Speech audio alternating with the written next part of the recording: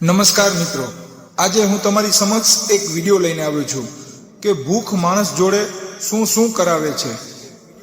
એક સમયની વાત છે।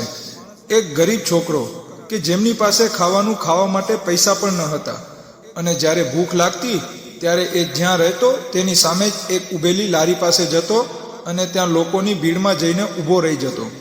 ત્યાંથી એક ડીશ ખાવાનું લઈને ખાઈ લેતો અને જતો રહેતો।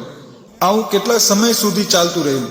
એક દિવસ એક વ્યક્તિએ એ લારીવાળાને કહ્યું કે શું તમને ખબર છે કે તમારી લારીએ રોજ એક છોકરો આવે છે, ખાવાનું ખાય છે અને જતો રહે છે, ક્યારેય પૈસા આપતો નથી।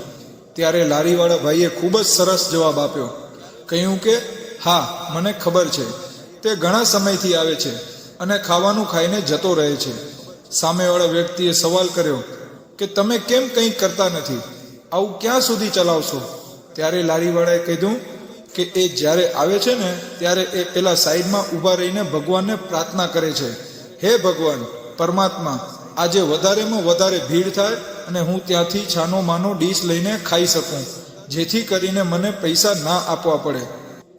અને એવું હોઈ શકે કે ભગવાન તેની પ્રાર્થના સ્વીકારીને મારી લારીએ આટલા બધા લોકોને ખાવા માટે મોકલતા હોય, જેથી ભીડ થાય અને એ ખાઈ શકે।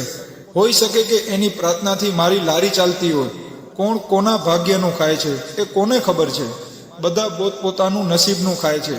દિલ મોટું રાખો, કેમ કે 100માંથી એક વ્યક્તિ ખાઈ જશે તો શું ફરક પડશે? એક કહેવત છે ને કે દાને દાને પે લિખા હૈ ખાને વાલે કા નામ। આ વિડીયોના માધ્યમથી એ જ કહેવા માંગુ છું કે ભૂખ બહુ જ મોટી વસ્તુ છે।